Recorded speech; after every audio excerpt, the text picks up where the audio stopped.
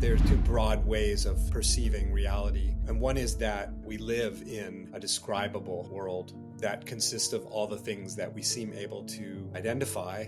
But if you explore your experience, you can discover a completely different perception, which is no division can be found. You have no edge to you experientially. In other words, you're unbounded. You're the world. It's amazing because it completely flips the world upside down on its head. Everything that we thought is not true. As we get closer to the bone of what's actually here, sort of away from the oversimplified conceptual versions of it, we start to discover the vastness of it, the richness of it, the treasure of it, the beauty of it, the profoundness of it, the miracle of it.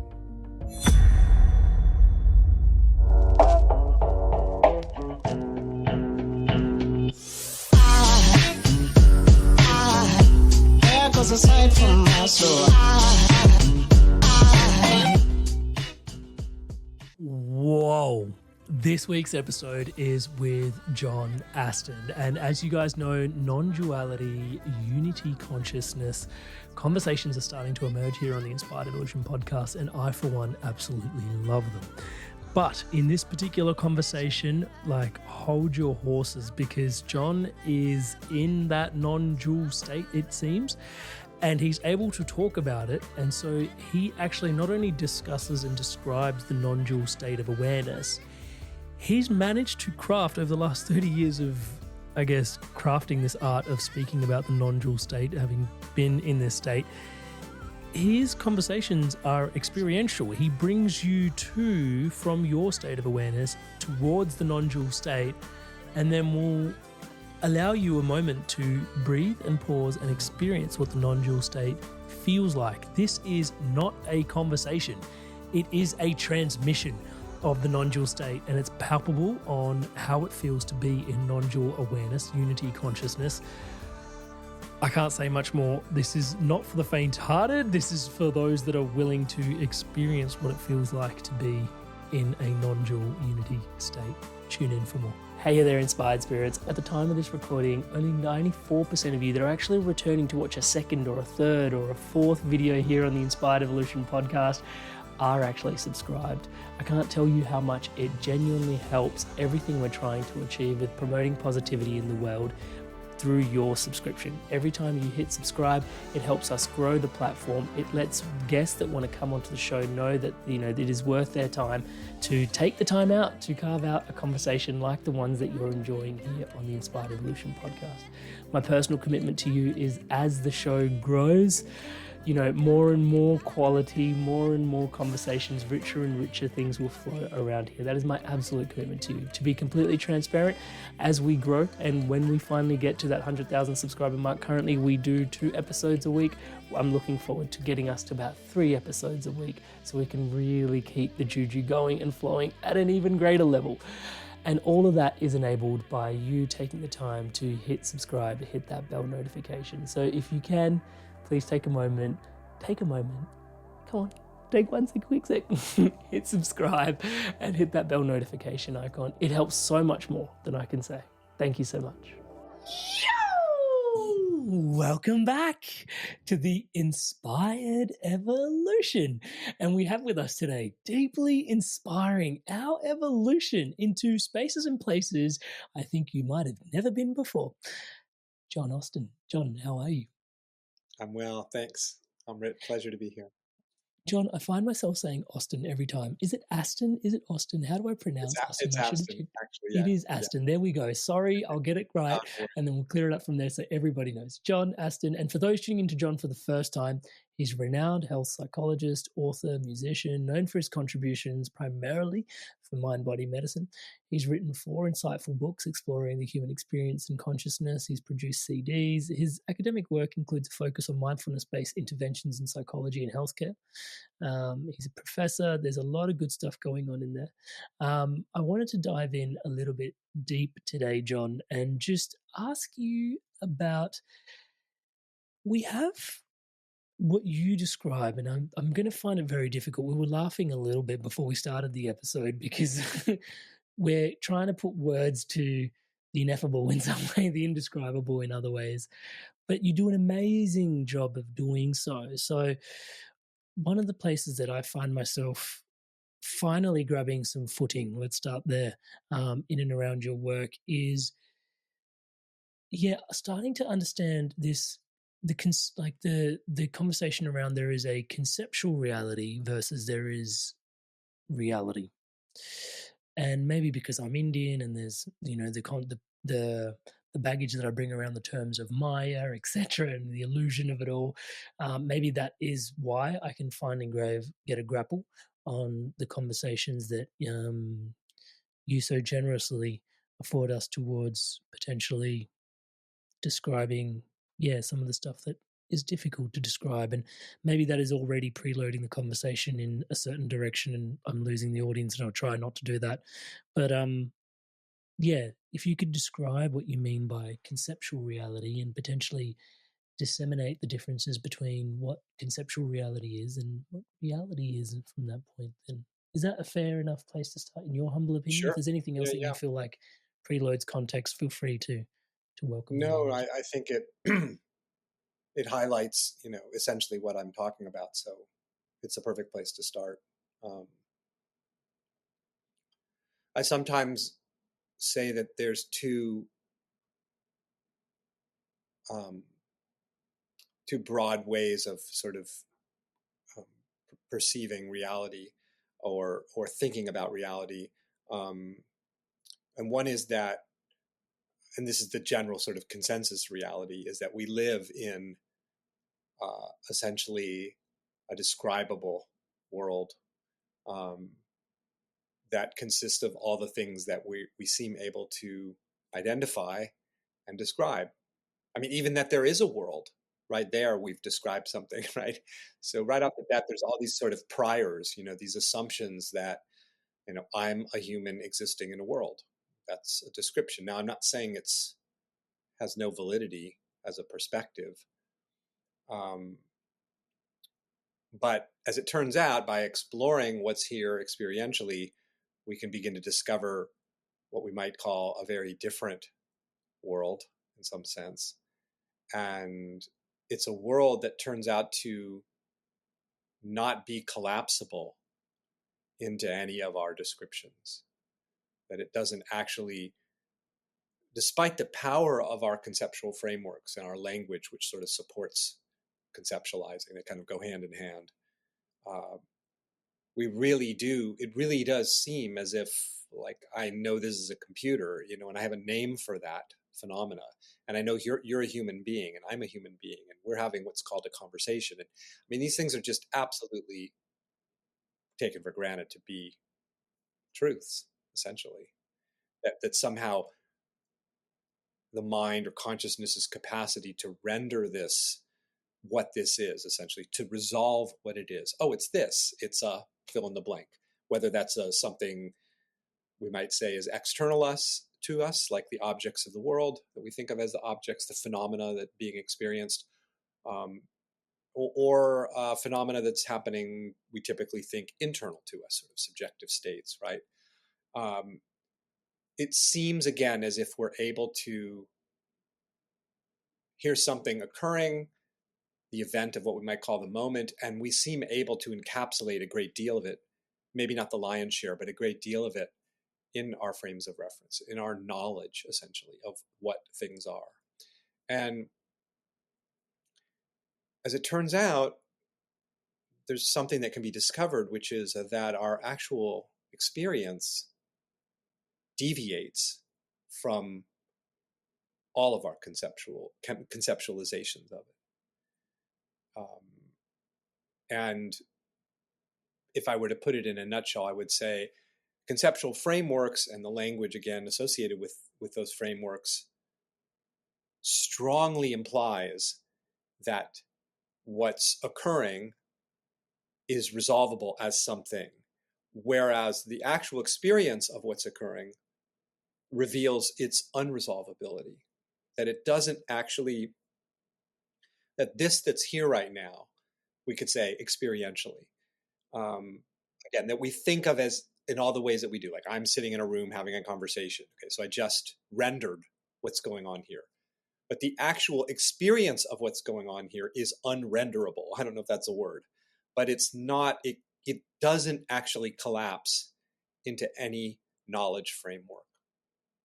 Not, at least not definitively. And this is one of the tricky aspects of this, because in some ways, the way we language, like saying that I'm sitting in a room having a conversation, is kind of a accurate, in one sense, approximation of things, enough so that I can say that, and you seem to have a kind of a reference point for what the hell I'm talking about, right? Like like you have your own reference point, and we seem to inhabit a kind of a shared existence based on these seemingly describable phenomena that are occurring, right?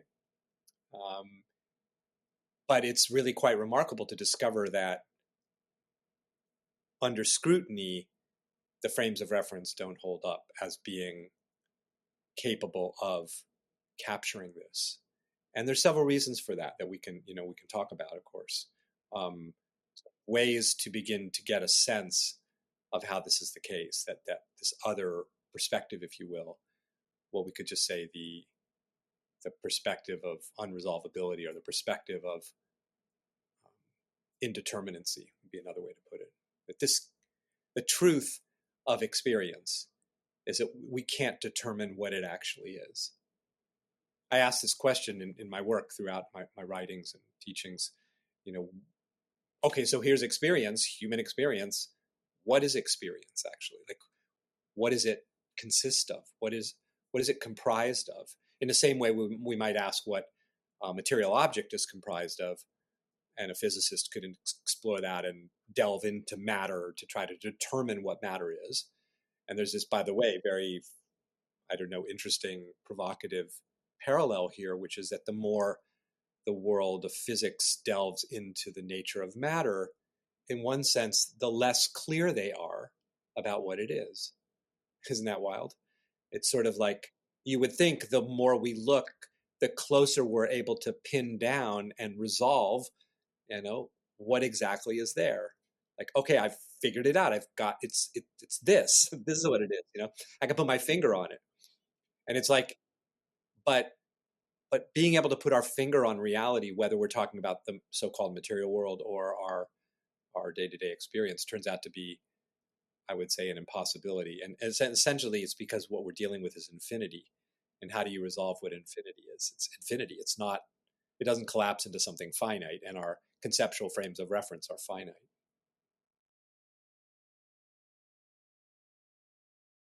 Yeah, it's incredible being at this juncture in the conversation already, because from here there is so much that's available to us in terms of, just the challenges that we face to even articulate what is the infinite. And one of the things I guess strip back to for myself is just the profound reminder of how much of my thinking, my processing, what I seem to think is all encompassing as my experience, and I'll put experience in apostrophes here, comes from my languaging, which is actually a technology, and my five senses, and how much of that is programmed to what I feel to determine what is actually present to me in the present moment. It all comes from my senses. It all comes from the language that I've got.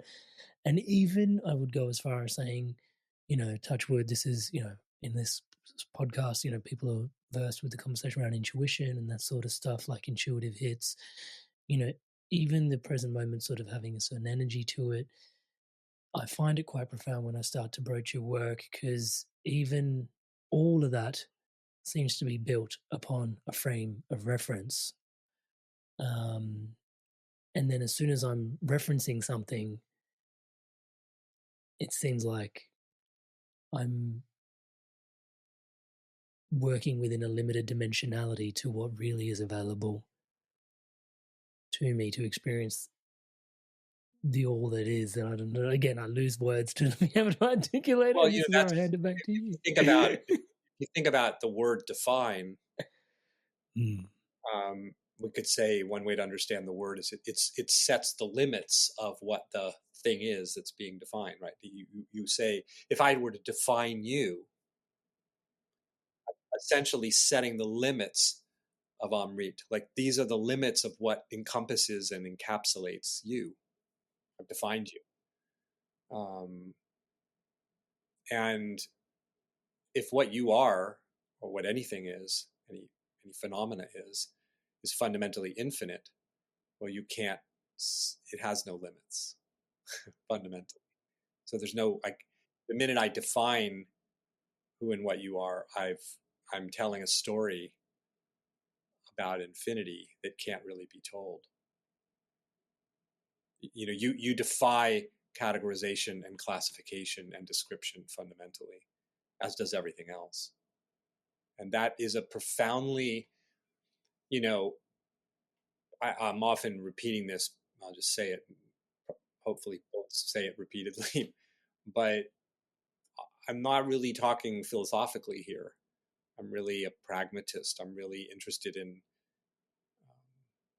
you know, something about what I'm talking about having some pragmatic value in a sense for people in their lives. And, um, you know, the discovery of that what's here, what's being encountered is this unresolvable, indeterminate infinity is what I would describe as liberating. This is free.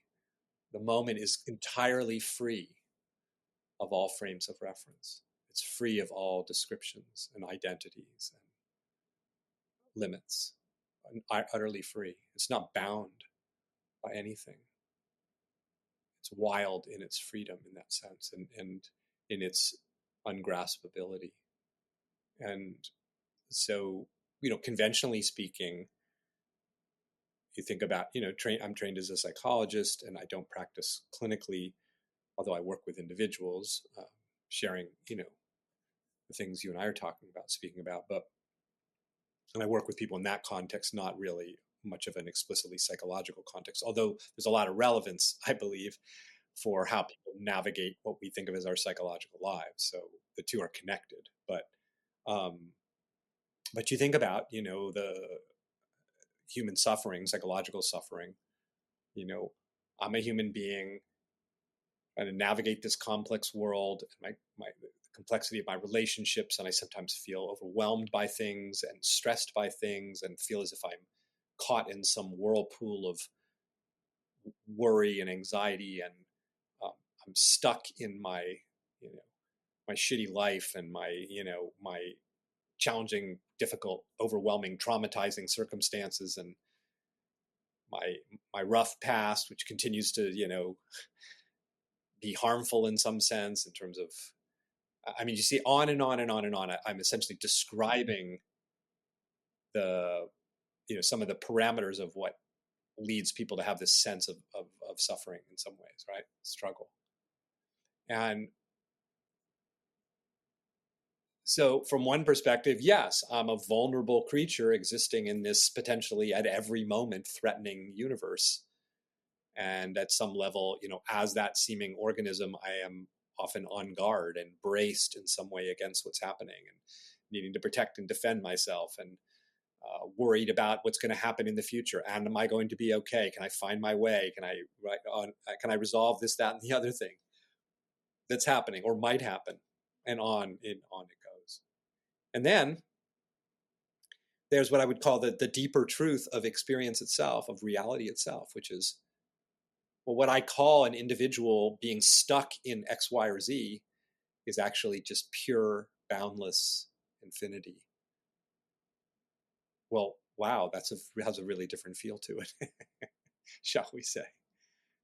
There's no one stuck in anything. There's just an absolute fathomless, you could call it aliveness that never collapses into any description ever, even though it very much seems like it does. And that's what can be kind of tricky in all of this, because you mentioned the word Maya, and it's not a word I use, but let's just say the sense that there's resolvable, identifiable forms that can be known, that can be named and identified, right, and described and talked about is extremely convincing, very convincing. So it can require a bit of openness and willingness to say, well, wait a minute, maybe I don't have the whole story here. Maybe my frames of reference might not be telling me the whole truth of what's happening right now. And in my explorations, that's exactly what has been discovered is like, wow, this is entirely different than what I thought was going on in myriad ways that are freeing, as I said, that are liberating.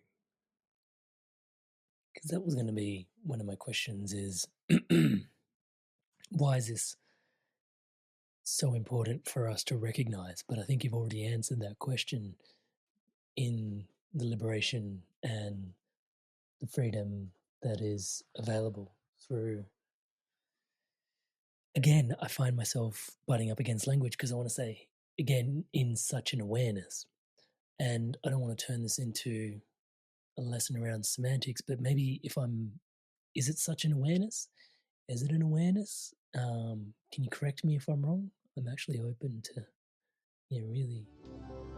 Hey, you're Inspired Tribe. I want to take a quick sec. I wanted to share something today with you that is really dear to my heart. And it's actually what keeps the entire ecosystem around the Inspired Evolution thriving, my one-on-one coaching.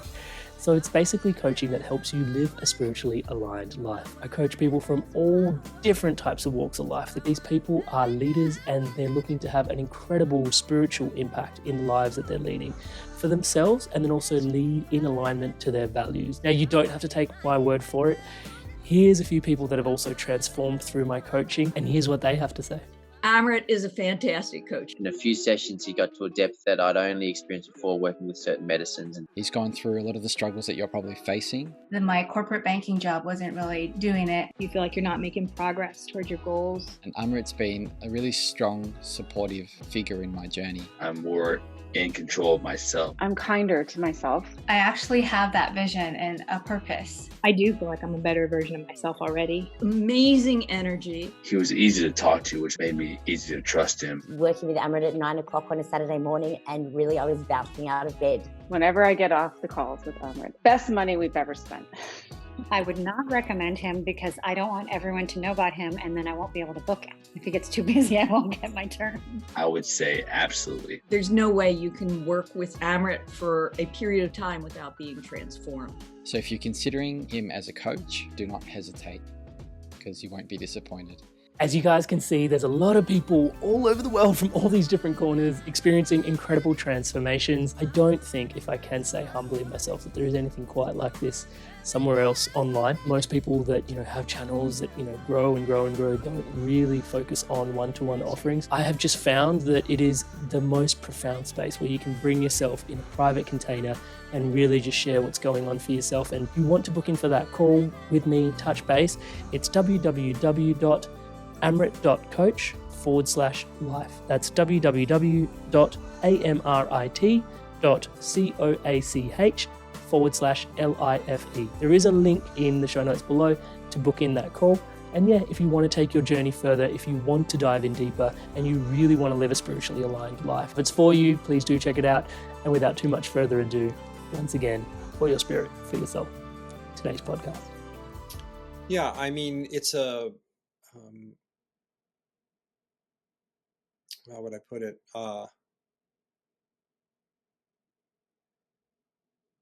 I might think of it in terms of perception. The one perception of the world is, here's an example, like consensus reality is the world consists of pieces and parts that are in interaction with one another. I mean, that's, again, one of those that are just absolutely taken for granted to be true.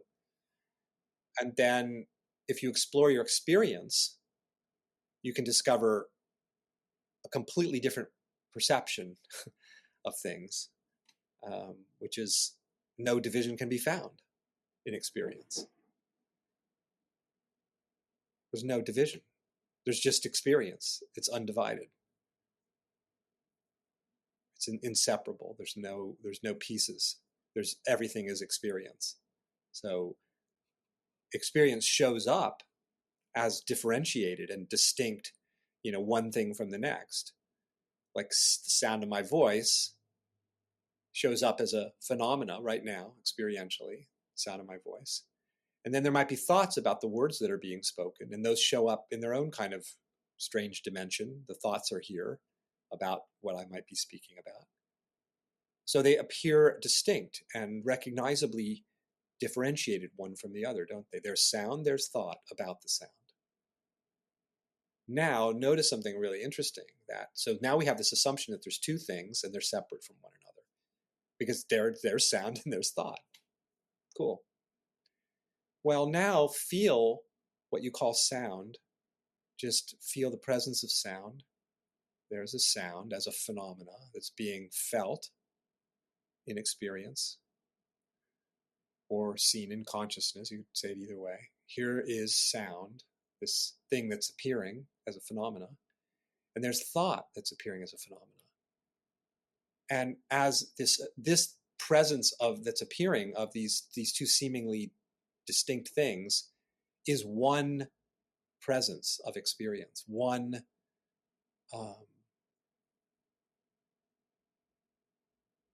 if you just even look at sound, it's not about thinking about it. Look at it, here's a phenomena of sound, and notice that you can't find an edge to the sound. In other words, it's a seamless continuum of experience. Sound and thought, they're inseparable, even though they show up as distinct and differentiated. There's no separation between anything. There's no division anywhere. Visually, you look at the visual field. I'm looking at a wall and a bookshelf and a chair and a couch, and I'm talking about them as distinct phenomena in the visual field, right? But I can't actually determine where any of those comes to an end and the next object begins. It's absolutely a continuum, a visual continuum. One thing, the visual field. No separation anywhere. So this is very interesting. This is an example. These are examples of how we conceive of the world as separate and our actual experience of it is undivided. There's no division in experience. I can think of you and perceive of you, it would seem, as separate from me. Okay? But you're showing up as my visual field. The sound of you and your laughter shows up as my auditory field. The feeling of you, the vibe of you, the sense of you shows up as some kind of sense of you, right? So you are simply an aspect of my experiencing. From the perspective of experience, I only know you as experience. And you're one aspect of the vast field, the vast infinite field of my experience showing up, and I can talk about you as a separate, sort of isolated part of the field of my experience. But no, it's one field of experience. It's undivided. And I'm showing up as another phenomena, we could say, in the field of experience, like occurring to whatever consciousness, So as I feel experience, this is so wild, is that I don't encounter two people here. I encounter experience, presence of experience. There's no self and there's no other. There's just experiencing. That the conceiving mind splits up into a perceiver and a perceived, in this case you, because I'm looking at you. And there's the perceiver, me, and you, the perceived. But if I feel the perceiver, me, supposedly me over here, I feel the perceiver. Oh, okay, the perceiver. Feeling the perceiver. Now I'm going to venture out of the perceiver to find the perceived. And what do I find? I just keep finding more and more experience. And then I hit what I might call, there's the object being perceived, but it's absolutely a continuum. The perceiver and the perceived are undivided. I can't tell where one ends and the other begins. Oh, here's the point where I end and then you begin. Can you find that when you look from your perspective? No. You can't find division.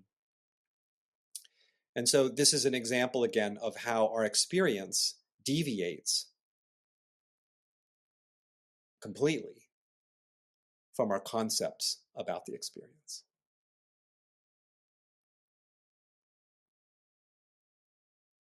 The concepts tell us the world is divided. Experience shows us again and again and again that there's no separation anywhere. There's no division.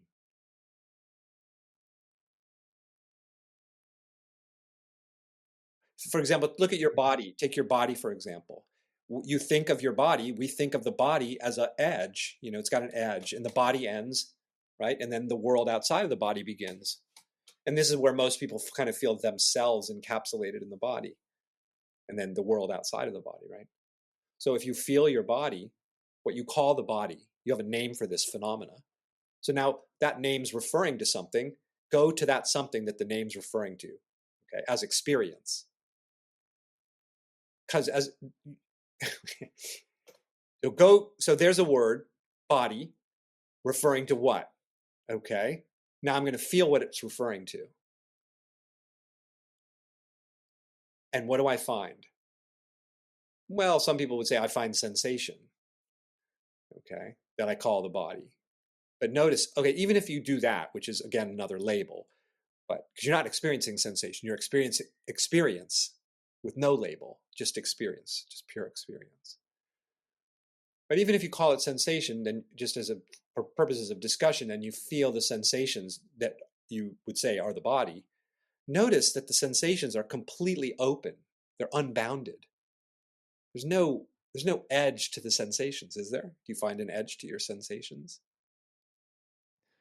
No, actually. So what we call the body is uncontained. It has no edge to it experientially. But you have no edge to you experientially. In other words, you're unbounded. You're the world.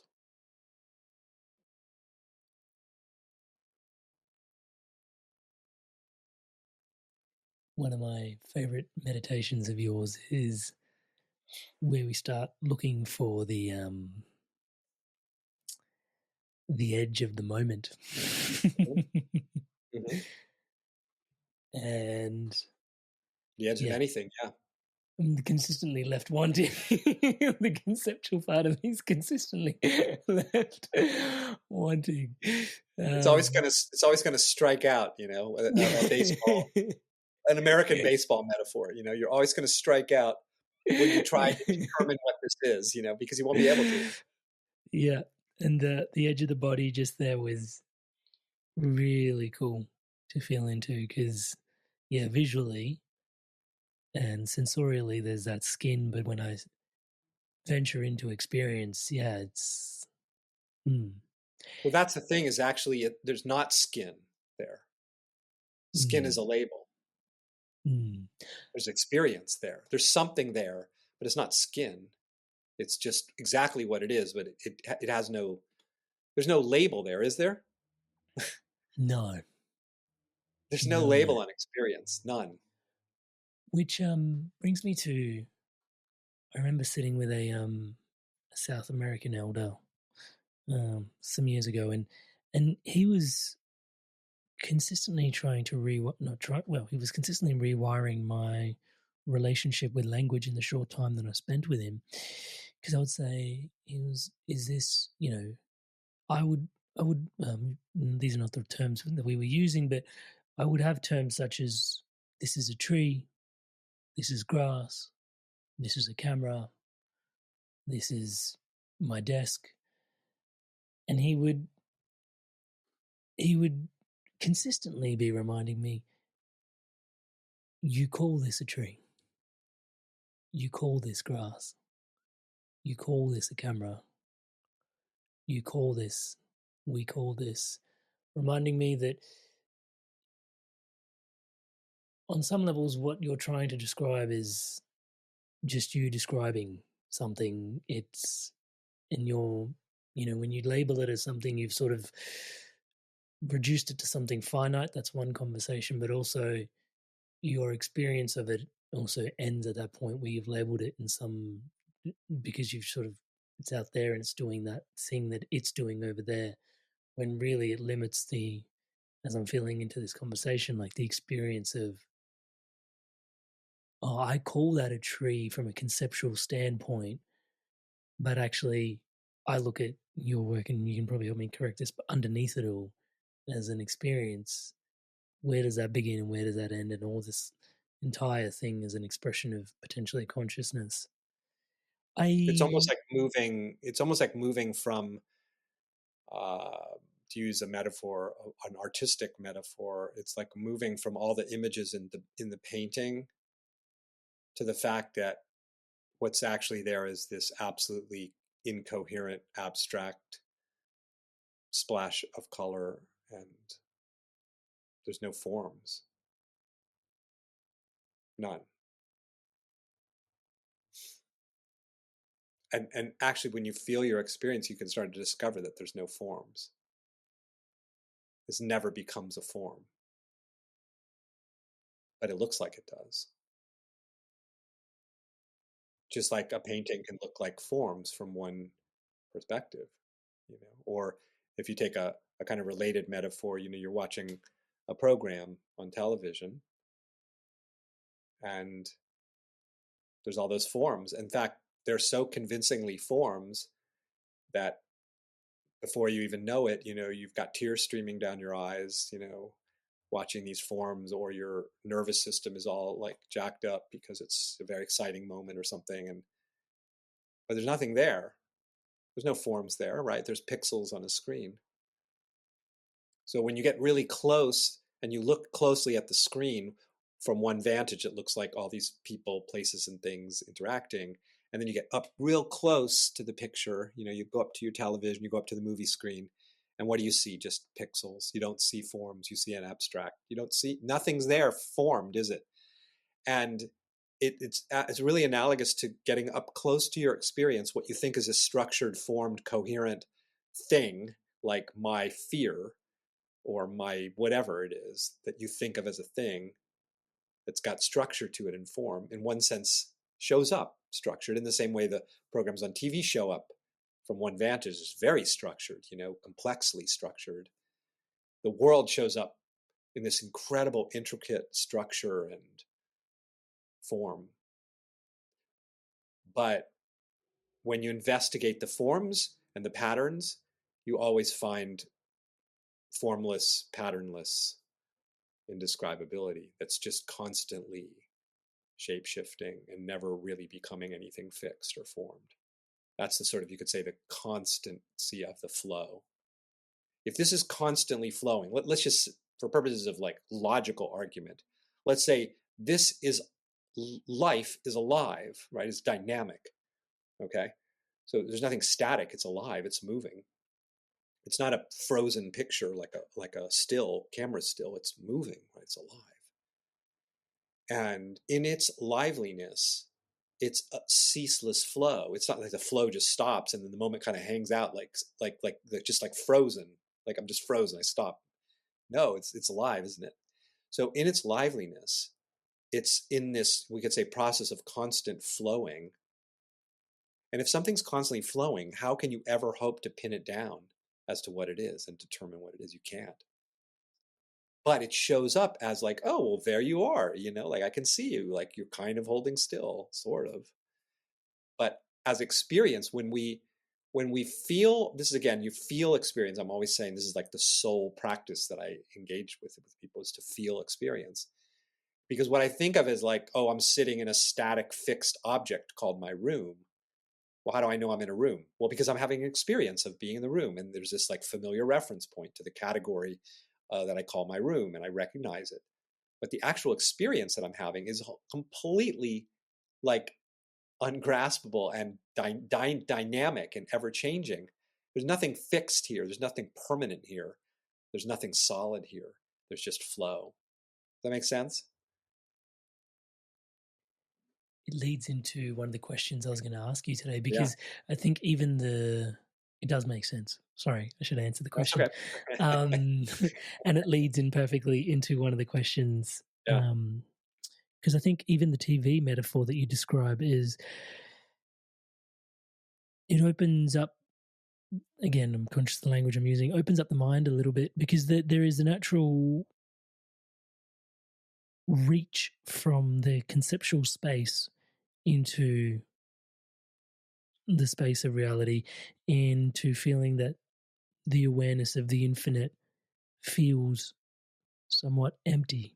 There's like an emptiness that the conceptual mind attaches to it. I'm not sure if that's intuitive or just, naturally what it does, or if that's even common. It just kind of maybe is just what my mind does. But I think the TV metaphor is kind of great in that, because it gives you don't necessarily lose the story that the pixels are communicating to you. Right. You just, right. there's more. Well, yeah, no, I mean, you're mm. bringing up an important point and observation, I would say, which is that, and I'm not any sort of Buddhist scholar or student of Buddhism per se, but essentially, I'm talking about a kind of cornerstone of Buddhist thinking, teaching around this dance of emptiness and form, what the Buddhists call emptiness and form. And yes, I'm essentially talking about, I'm really pointing people to the emptiness, because we're very familiar with the forms, like we think that's all there are. And so I'm pointing to the emptiness and the way that I understand emptiness and talk about it, though I don't tend to use that term for reasons I can tell you. But I feel this is pretty consistent with Buddhism as I understand it, which is that if you take any phenomena and you say, okay, this is the taste of sugar, all right? Okay, so it's a very specific taste, isn't it? It's something, in other words, and it's distinct from another taste, like the taste of salt. So you've got salt and sugar. So they're forms, they're phenomena, aren't they? That can be encountered and experienced and recognized as identifiable and one distinct from the next. Now, if you take either one, let's take sugar, the taste of sugar, and I give you a sugar cube and you taste the sugar, and then I ask you, Amrit, now I want you to identify what is sugar like. In other words, you know exactly what it's like. It's sugar. It's very specifically sugar, and you immediately know it, right? So you have this knowledge of what sugar is. But then if you were to try to determine such that you could then convey the determination to someone like me as to what sugar is, what is the essence of sugar? Well, you never will. You could never, you're down a bottomless well, a rabbit hole that has no bottom to it. Because you'll just find, if you investigate the experience of eating sugar, tasting sugar, you just find details and more details and more details. And you never arrive at the final detail where you've come to a conclusion. Eureka! I've discovered what makes sugar sugar, the taste of sugar. No. So here we are with this paradox. On the one hand, we know what sugar is. And just as we know what other flavors of life are, like the flavors of joy and the flavors of sorrow. So yeah, we know what those things are, and we have names for them. But then when we consider the possibility that, well, let me look a little more carefully to see if I really do know what it is, and I can determine what it is. And the answer is you can't. You can't find the identity of sugar. Here it is. You can't find the identity of sorrow or joy to find the essence of what it is that makes it what it is. And that's emptiness. I think there's a line somewhere in one of the Buddhist scriptures that all dharmas are empty of self-nature.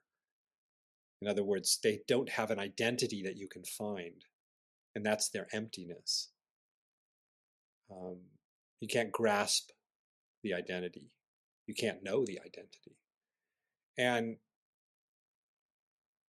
what's interesting, though, is that here's the ungraspable, empty, identityless nature of all these phenomena. And yet it doesn't stop the phenomena from appearing to be something, right? And that's what they say in the Tibetan tradition. There's the vivid display of reality, the vividness of reality. Like this is a vivid moment, like appearing as all the things that it's appearing as, all the phenomena, all the colors, all the sounds, the sensations, the thoughts, the feelings, the visual images. Wow, it's unbelievable, right? It's just an infinite magical display. And yet the entire display is mirage-like and ultimately empty. You put your finger in it, and it's like put your finger in a mirage, and you don't find what the mirage looks like. In other words, you can't identify it, and yet there it is. And it's the same with life. It's here, but unidentifiable, unknowable in terms of the essence of what anything is. And this is profound to discover, because none of this is what we think it is. All of this is unfathomable to the core.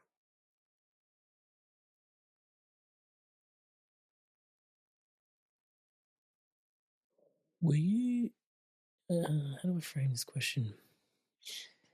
When did your awareness of your own experience start to deviate?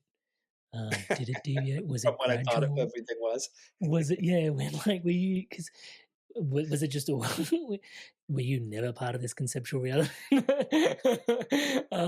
Because I know that you experience conceptual reality from having followed your work, and yet there is this, yeah, and so,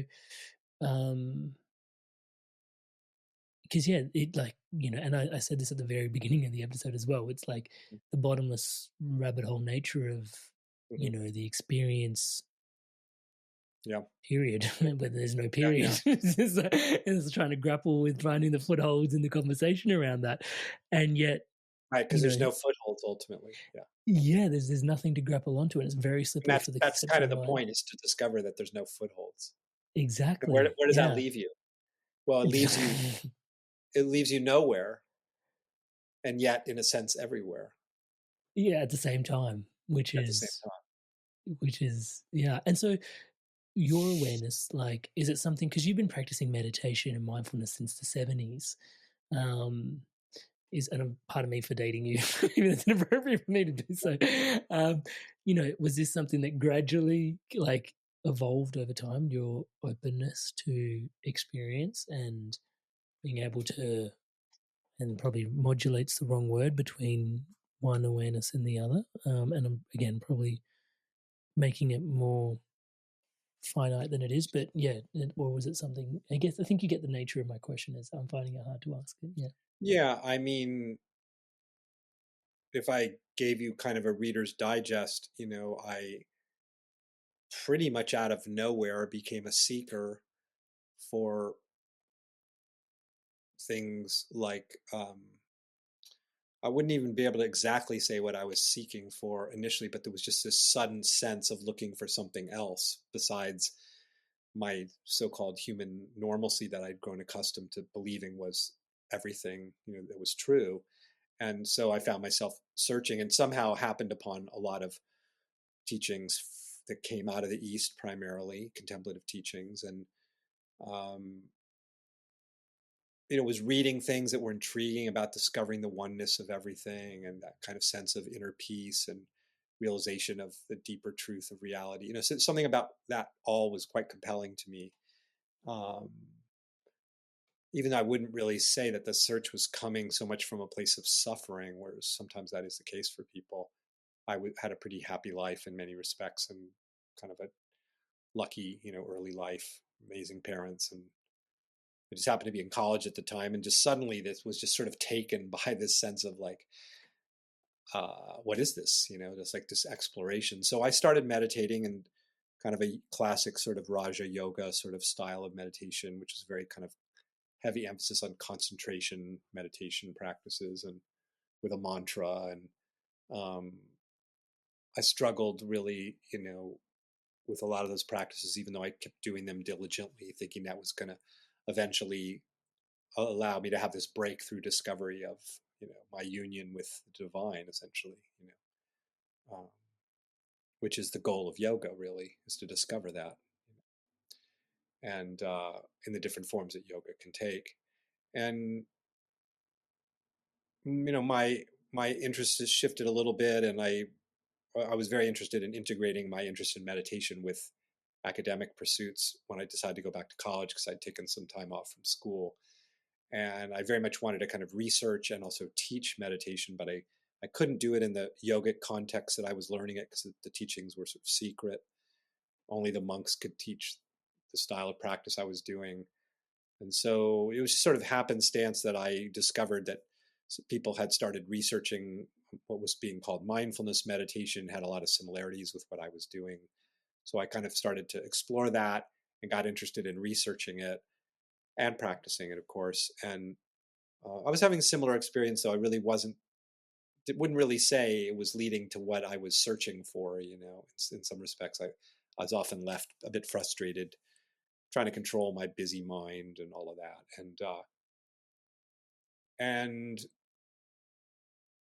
so I don't really know. I mean, I don't question anything that I did. I don't regret any of it, but I feel like what wasn't being communicated to me through those teachings, or if it was very kind of hidden in small places within the teachings.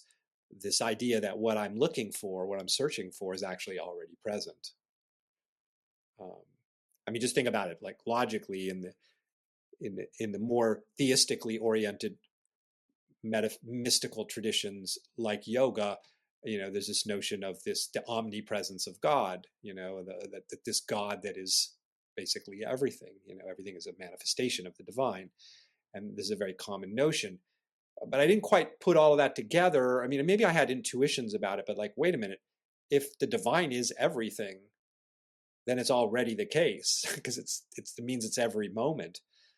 But meanwhile, I was very busy trying to essentially change my experience in order to realize this divinity that was already my experience. Can you see the paradox of that? Well, you make it sound foolish when it's what most of us are doing most of the time. Oh yeah, I mean, I did it for 2 decades plus. So there's no judgment there. It was all just. I mean, for one thing, no, I jest. I'm not saying you're judging. No. I mean, the traditions were essentially the teachers that I was studying with were kind of reinforcing this. That many of the teachings themselves were reinforcing, like, not only, I mean, even in some of the Buddhist schools, it's like, lifetimes it's going to take you to realize this. Lifetimes. Like, wow. It's not enough to meditate for 40 years in one lifetime. I got to do it lifetimes before I can. And meanwhile, wait a minute. But the Buddha nature in the Buddhist nomenclature is all of this. And in the more, non-Buddhistic kind of contemplative traditions, it's all this divinity, this sacredness. It's all God. And anyway, I just happened to be, on a retreat with a teacher who was coming from a sort of different perspective in all of this, that ended up being quite influential for me. And it was just this discovery that started to dawn and did kind of initially dawn in a very very powerful way, that this presence of divinity that I was searching for, and that was everything, or at least I'd read about it being everything, that the undivided reality, was already the case. And it's what I was, and it's what everything was. And I was like, oh my God, all these years, and I was looking for it somewhere else. And it was what was looking out through my eyes. What was it? I think Meister Eckhart said, we're searching for God with her eyes. I mean, it's such a beautiful way to put it. Like God searching for God, which is funny, It's funny, usually more in hindsight, because in the middle of it can feel quite torturous, You feel like something's missing.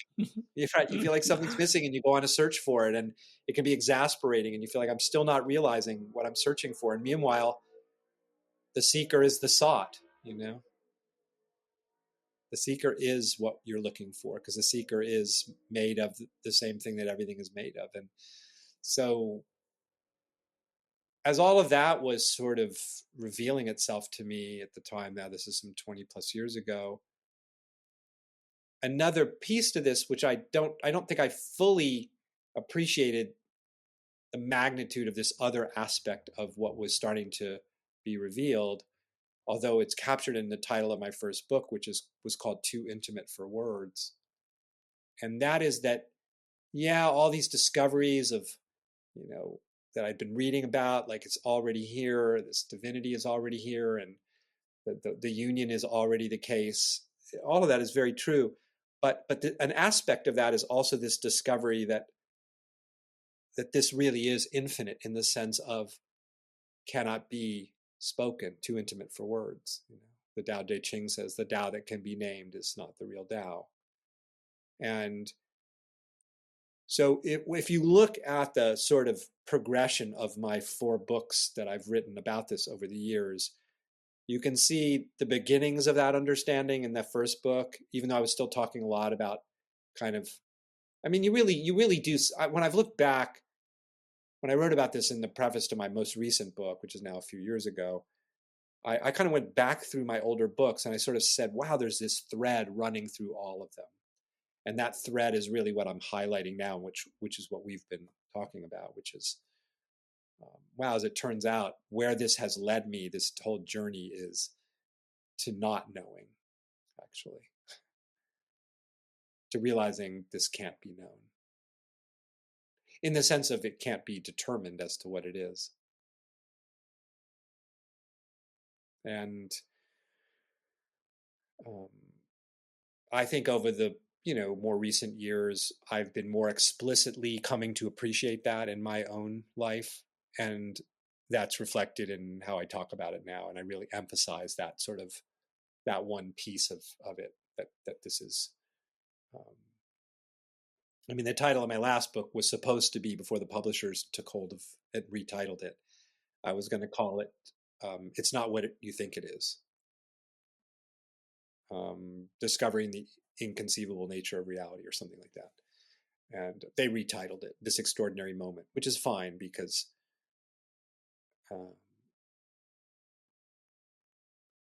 the moment is, in its being beyond comprehension and conceivability, it turns out to be marvelous beyond imagination as well. So it is truly, every moment is the extraordinary moment, because every moment is the miracle of existence. Why simultaneously not also being where you think it is. Correct. That's right. But that's the thing, you were asking about like that sense of the emptiness of like there's nothing, like void, and to kind of bring that circle to a close, I didn't quite finish the loop about that, is that this identityless emptiness, indeterminacy, dances as all the richness of what we call life, dances as this unimaginable, juicy, sensuous richness of each moment. It's just overflowing with aliveness and overflowing with texture and qualities and flavors, and infinite. What's occurring right now is just an infinity of things that you could never hope to catalog. Just you stop for a few seconds and you can notice that it's just endless what's here, endless seemingly what's here. And there's something so exquisite about it to me, that this, you could say, no thingness, this nothingness, no thing in the sense of you can't pin down what it is shines forth as this incredible display, this stupefying display that we call life. And yet it's empty, but not only empty, it's also very palpable, very concretely present, like, right? The sense of the feeling of this moment is palpable, isn't it? The feeling of something being here, and yet you can never determine what that is in that sense. There's not anything here.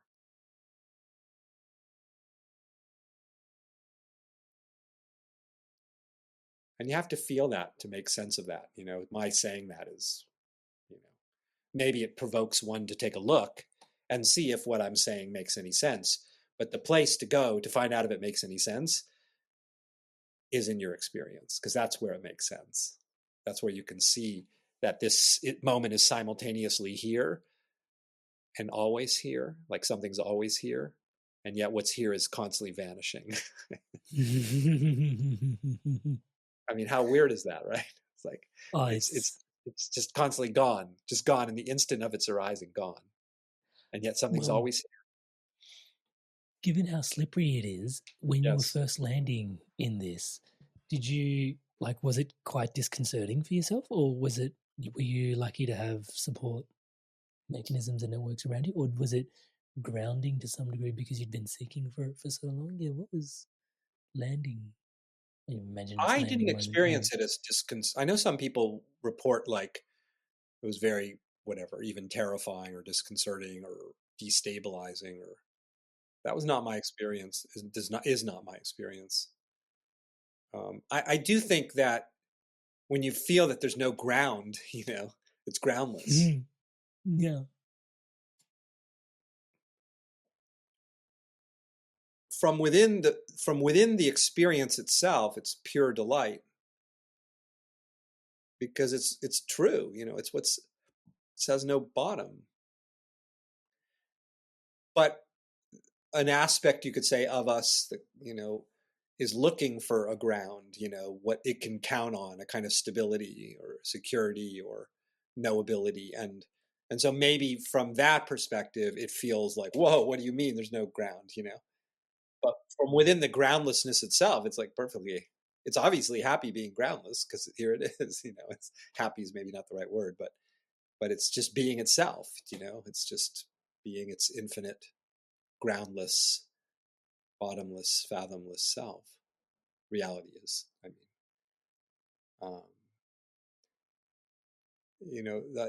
that this can't be determined. It's like, well, again, some part of us wants to know what this is, right? So we can get a handle on it. So I can feel security in my having a handle on reality, right? The footholds, like you were saying. And it's like, well, but there is no handle.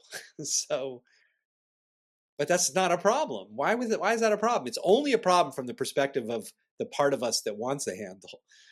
And then it can feel like, what do you mean there's no handle on this? But that's just a concept about it. But the actual experience itself is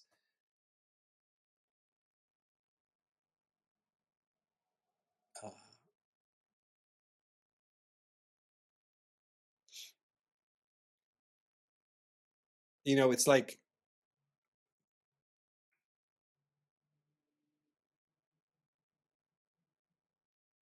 there's no questions there, because there's nothing to have questions about or concerns about. It's just not things. I tell you something that just to make sure I say it, before, we end our conversation, whenever we do, and that is that, as abstract as what I'm talking about may sound to some, and I appreciate that can be the case,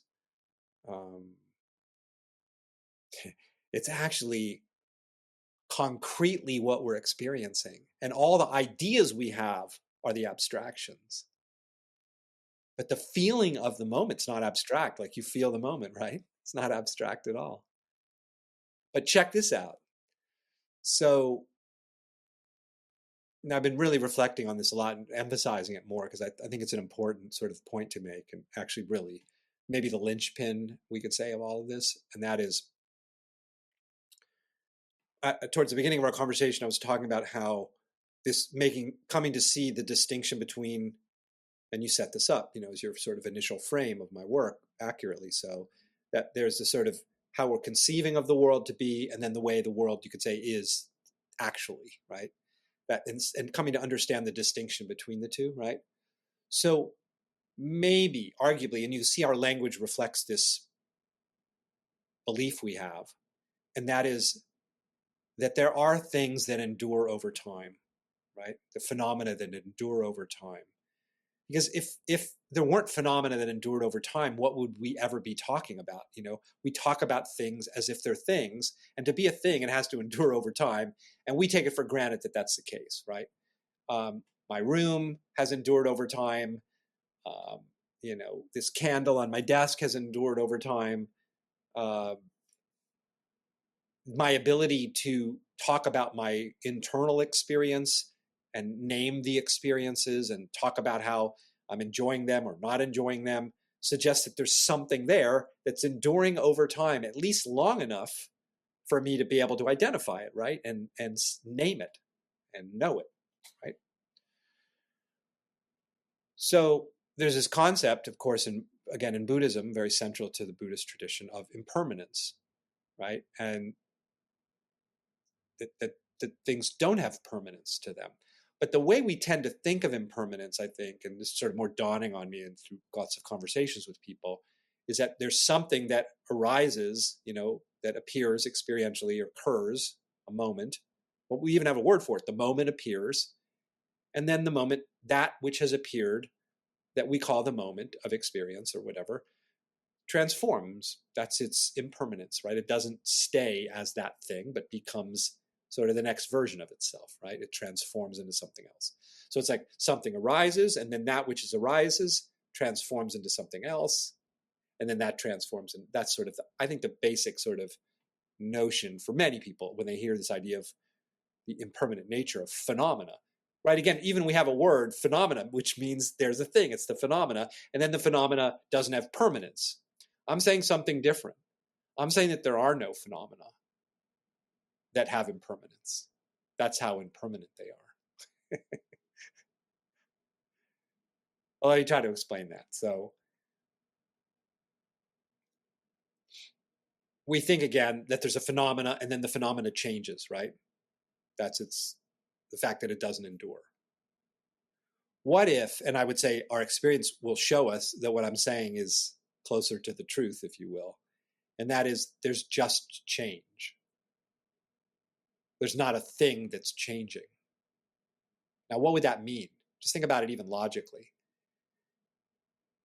What we think of as that which is arising, it arises as something knowable. There it is. I've just discerned what it is. Oops, wow, it just changed into something else. So it's slippery, right? But here's how slippery it is. Let's say if I demonstrate like, here's one version of the change. Here's a thing, and then it changes, it becomes something else. Now it's this, and then it changes, it becomes something else. And then that changes and becomes that, right? But here's really more what it's like, and just feel this right now in the moment, what you call the moment, and notice it's like, it's just change. It's like this. It just keeps changing. And there's not an it that's changing, because that would suggest something stopped and became an it, and then changed, and then became another it, and then changed. But if it's just changed, do you see how there's no things? There's nothing. You might as well say there's nothing if it's just change. And that's what it is. It's just change. Pure flow. The river of reality doesn't stop and hold still long enough to determine what it is. Feel that. That's what we're feeling. That's its ungraspable nature. It'd be like if you're watching a video, and the video is moving, right? There it is. The movie's moving like that, however it's moving. And then we have, like in our devices, we can hit stop. And then we can go, oh, there it is. And then we can talk about, like, what does it look like? We can describe it. But that's only because we have a stop button. But in reality, it has no stop button. It just keeps moving. And it keeps moving. It's like, I want to grasp hold of it and determine what it is and know it. And it's like, sorry, I'm unknowable because I have no constancy. I have no duration. I'm just constantly changing. Because that was going to lead me to one of my questions today, which is, what? Sorry, has that been every segue? It's okay. It's okay, because it's sort of like, before you ask your question, just let me invite anyone who might be listening, because I think in a certain way, this is just admonition's not the right word, a suggestion. And that is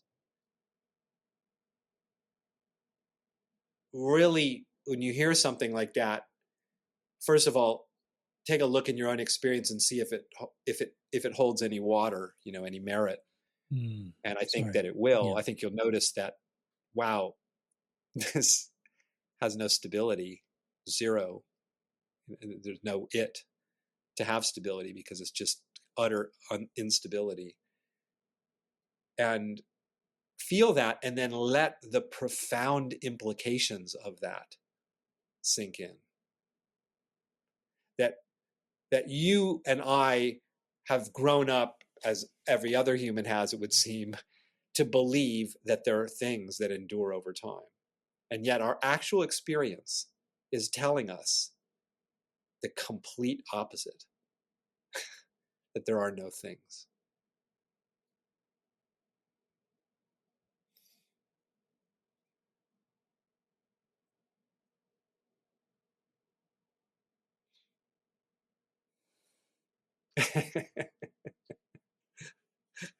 It's amazing, isn't it? It's amazing because it completely flips the world upside down on its head. Everything that we thought is not true.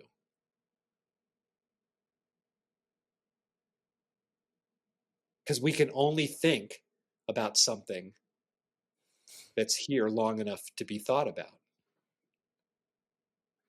Right? So this is unthinkable. Because it's already gone the instant you try to think about it.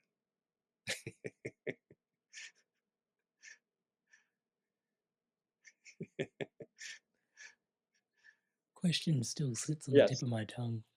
Yeah. I didn't mean to interrupt your question. I just wanted to let that. Oh no, I didn't mean to interrupt you. Sorry. For everyone who might be listening, No, it was profound, and I think I learned something in there about listening even deeper in terms of holding space for the listening. So I apologize, and I'm thank you for the course correction, John. I really appreciate that. It's all good.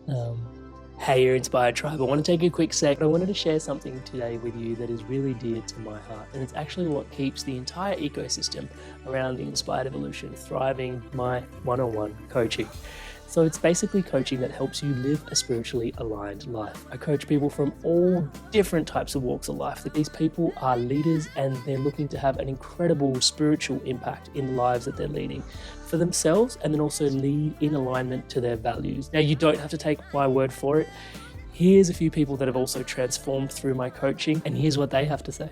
Amrit is a fantastic coach. In a few sessions, he got to a depth that I'd only experienced before working with certain medicines. And he's gone through a lot of the struggles that you're probably facing. Then my corporate banking job wasn't really doing it. You feel like you're not making progress towards your goals. And Amrit's been a really strong, supportive figure in my journey. I'm more in control of myself. I'm kinder to myself. I actually have that vision and a purpose. I do feel like I'm a better version of myself already. Amazing energy. He was easy to talk to, which made me easy to trust him. Working with Amrit at 9 o'clock on a Saturday morning, and really I was bouncing out of bed. Whenever I get off the calls with Amrit, best money we've ever spent. I would not recommend him because I don't want everyone to know about him, and then I won't be able to book him. If he gets too busy, I won't get my turn.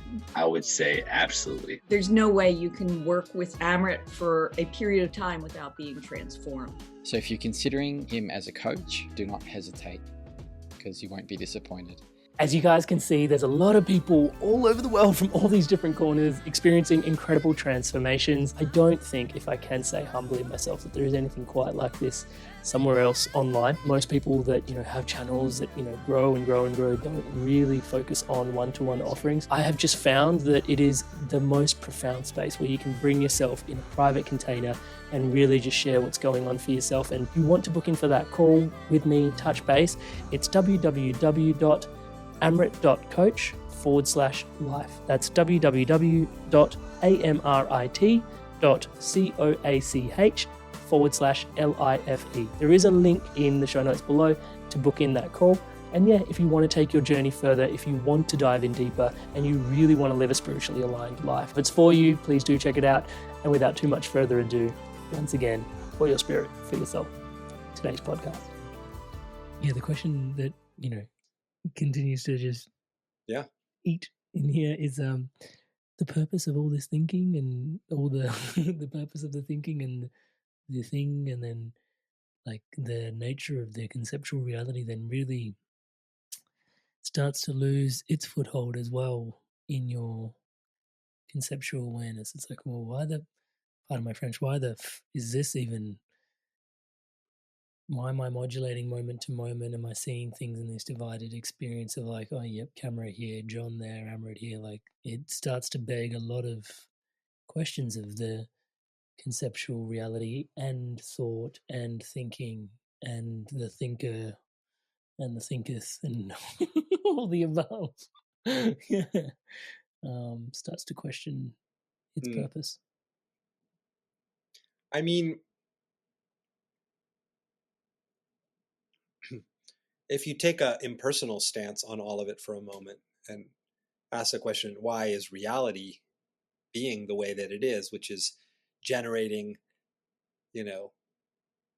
creatures that have conceptual capacities to render seemingly what things are via thought and language. And I mean, how has that come about? Well, that is an absolute miracle in and of itself, that such capacities exist for reality to seemingly think about itself and render itself conceptually and language that rendering in the ways that it does.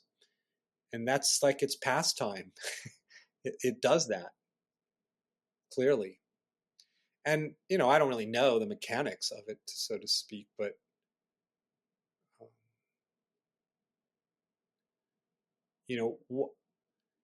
from what I was describing about how there's no things because of this constant change, how is it that this then looks like things and is perceived as things and encountered as things? We could say the whole world of form. And maybe we would say, well, that's one of the functions of the conceptualizing thinking apparatus of life, of consciousness, is to do just that, to create the sense of continuity that doesn't actually exist. Why? So that it can enjoy the forms, the seeming forms. I mean, because if you were only experiencing the empty side of the coin, then basically there would be no experience. Because in one sense, there is no experience. Because there's nothing. But the nothingness, the emptiness, dances as all the seeming forms that have kind of coherence and enduring nature to them. And how does that come about? It's a magic show. But it seems really that does feel like a Sorry, no, go ahead. Yeah. I said it really does feel like a magic show. Sorry, please continue. No. I mean, it's as good an explanation as any, It's like, how does something that has no enduring nature look like it has an enduring nature? I mean, again, if you look at the mechanics of it, think about this as like a supercomputer of the mind that is having to overlook the way in which, so for example, every moment is, if we even want to use the word moments that are constantly shifting, and I was just sort of refuting that a moment ago. But let's talk about that provisionally. It's like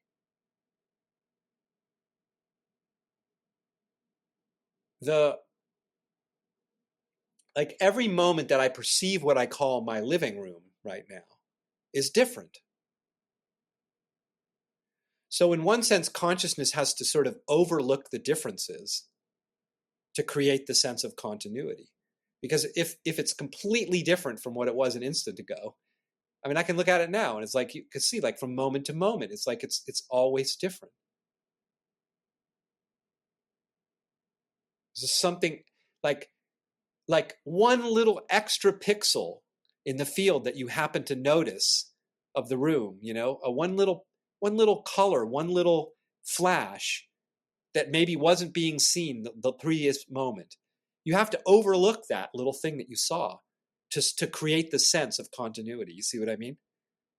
So we have the sense like, oh, it's more or less the same room from moment to moment. It's not. It's a totally different room. When you perceive me, you're not perceiving the same John moment to moment. It's completely different in every moment. But what consciousness does, it would seem, is it overlooks the differences in order to string together this sense of continuity, right? We do a similar thing actually with categorizing. I have a chapter in my last book about categories. And so if I put, okay, so you mentioned, when we were chatting beforehand, you come, were you born in India, or your parents were born in India? Parents, yeah. Your parents were, okay. So let's say, demographically speaking, I put you in the category of Indian, right? East Indian, I don't know the correct term, but let's just say Indian. Okay. So, all right. Now, and I might meet somebody else, like I have a friend I know, and I would put him in the same category, let's say. Okay. Now, what does that mean? Well, what allows me to put you in a category? The two of you share certain characteristics that could be a combination of physical appearances, skin color, country of origin. But actually, you may share those characteristics enough that I can group you together in this category, and then I can call you Indian. But I haven't said anything really, in one sense, about who you are, because I say in that chapter, I said everything belongs in a category that contains only one member, and that is the thing itself. Because there's nobody like Amrit. There's nobody that looks exactly like you. There's nobody that perceives the world exactly like you do, that has the exact same set of likes and dislikes and loves and passions and inclinations. And I could go on and on and on and on.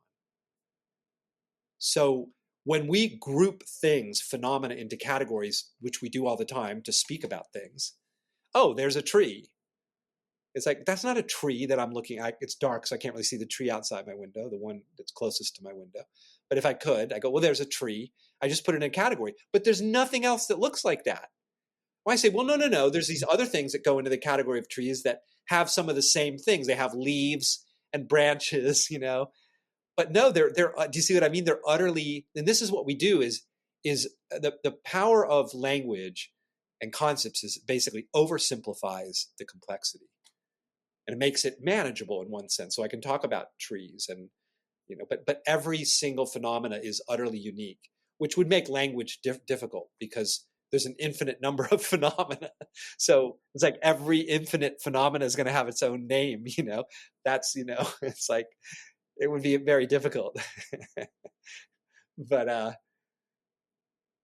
yeah, that's the oversimplification that is useful. Categories, I say they're useful fictions, but they're fictions. Take politics, like here in the US, we have Democrats and Republicans, the broad categories, political categories. Every Democrat is different and unique, even if they share some beliefs, seemingly. But this is about what really my work is about, is getting very precise with what's actually here rather than what I think is here. Because what I think is here is all these categories, and what's actually here doesn't fit into a category because it's uniquely itself. It's that. I'm not looking at a computer. I'm looking at that, whatever that is, but it's not a computer. It's that. It's crazy. Wow, it's infinite. It is bottomless. It's just so trippy. It's absolutely incredible. It's and this is what we're swimming in. This is what we are. We're this. Right. We are this infinity. We are this infinity.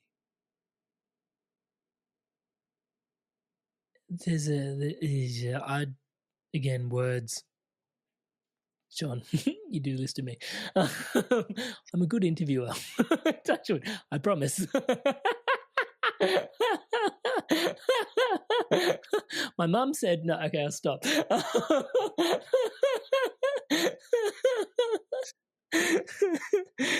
There is like an inviting nature to it. There is. It's very inviting. It's Which, luscious. yeah, which then, yeah, I don't want to conflate anything, but No. resonates as truth. Yeah. Well, And you that's know, our all I can really conceptual, attempt to say about it, to be honest. Yeah. I mean, our conceptual frameworks, when I was talking about the oversimplification, how it works through, you know, it's kind of like you listen to someone, let's say someone wanted to summarize what our conversation has been about, you know, put it in a few words to create a kind of basically give a general idea of what we've been talking about. Well, they could do that. They could sum it up in a few sentences or maybe a couple paragraphs, and that would be a synopsis of what we talked about. But it would be it would take all the complexity and detail and kind of oversimplify it, right? And useful, potentially, if you want to try to put it in a nutshell, you know, kind of. But again, that's what we do. That's what language does, is it takes the infinity and collapses it down into something, let's say, more manageable and describable, and we can talk about it and think about it, and there's nothing inherently wrong with it. It's just coming to appreciate that there is this kind of language functions in a way of kind of dumbing things down, literally. And now, one of the consequences of that, I think, for humans is that we're taking the infinite magnificence and making it seem small and limited and less than and insufficient, right? I mean, even the notion of like, wow, the moment's lacking. Really? Lacking? This is infinity. The moment is infinity. How is it lacking? It is the infinity that is inclusive of everything. It's not lacking anything. There's no lack. There's no lack.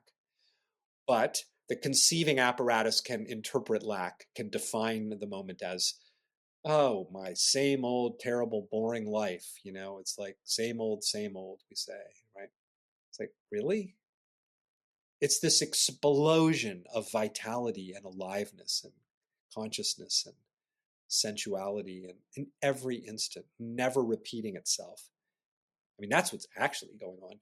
At least ultimately, what's actually going on can't be said, but as we get closer to the bone of what's actually here, sort of away from the oversimplified conceptual versions of it, we start to discover the vastness of it, the richness of it, the treasure of it, the beauty of it, the profoundness of it,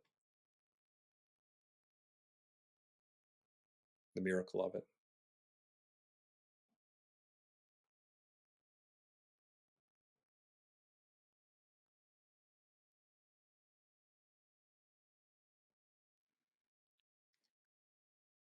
For those that wish to explore the experience,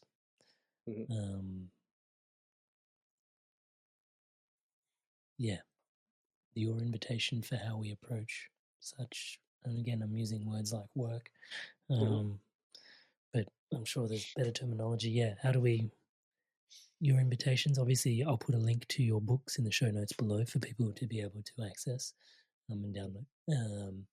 Access to some of my favorite meditations on the Waking Up app as well. I'll put a link to them. Oh, nice. Yeah, I didn't know you'd check out some of my stuff there. That's cool. Yeah. But yeah, is there anything, any invitations from your end in terms of how to... I mean, in terms of like, exploring my work, my website's a really good resource because everything, there's sort of links to everything there, including books. I've written a lot of music over the years that are kind of taking all of what we've been talking about and try to put it into musical form in the way of song. And I've been doing that for many years. And then many, many interviews I've done. I have a YouTube channel that there's a link to that has 150 plus videos of me speaking about these things and the way we're talking, and lots of meditations on there as well. And I host weekly meetings over Zoom that's just open to the public. I have people from all over the world participating in those every Sunday. There's information about those on the website. I've been doing something fun recently. I'm doing now the second book group around my last book, where I've taken a group of I think around 30 people. And we're just doing a deep dive into the book, kind of exploring its content and meaning and in our lives. And that's been very, very, very rich. And, other things I'm doing, whether it's retreats that I'm leading or whatever, that's all there on the website. People want to check it out. That's a pretty good resource to find out. Like if you're at all curious to, explore things in the way that you and I have been sort of talking about in our conversation. Yeah. I'll put a link to that in the show notes below. I do feel like today's conversation is, well, in some ways in every way it's infinite. And also in some ways it felt like it was just getting started. Yeah. Yeah. Thank you so much. I have to. It's a total pleasure to talk with you, Amrit. I'm so happy that you invited the conversation. It's been lovely. Oh my God. It's been my absolute pleasure to be here and participate in the conversation, but then also, it's been more than a conversation. It's felt like a transmission, if I can say so myself. Well, conversations like this, where we're sort of using language to direct our attention and anyone who might be listening sort of back to the realm of experiencing itself, which is, of course, the basis of everything, because all the elaborations are about experience. So we're really kind of saying, well, let's go back to what we're elaborating about, presumably, and check it out, because we'll find out some interesting things about its nature that many of the elaborations sort of would suggest something very, very different than I would say what seems to be going on, which is ultimately, again, indeterminate,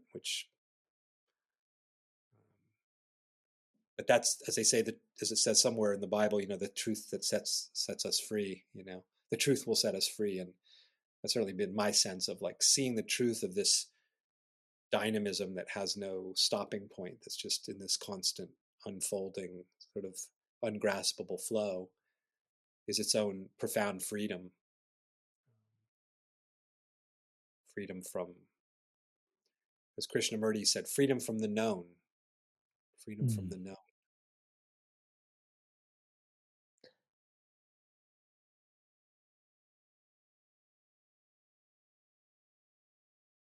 There's a real gift in the way that you do, I want to say, wield the words such that we don't end up left looking at the finger, but do actually spend some time glancing at the moon. Beautiful. Really. I don't really know how else to articulate it. Thank you so much for today's, transmission. I'm going on a transmission. I really appreciate it, John, and for your time, your energy, being here with us. And just extremely grateful. Links to everything you described, including some of my favorite meditations, including your YouTube channel, including your website, will be in the show notes below. I'll continue to keep us all posted and informed. Thank you so much again. Thanks, Amrit. Inspired Evolution Tribe and audience, you made it through all the way to the end of another episode. If you loved this conversation with John Astin on non-dual awareness, you're also going to love this conversation right here with Brent Spirit. We dive deep into the nature of the non-dual awareness and Kundalini awakening, a really interesting approach to non-dual awareness. Check it out now.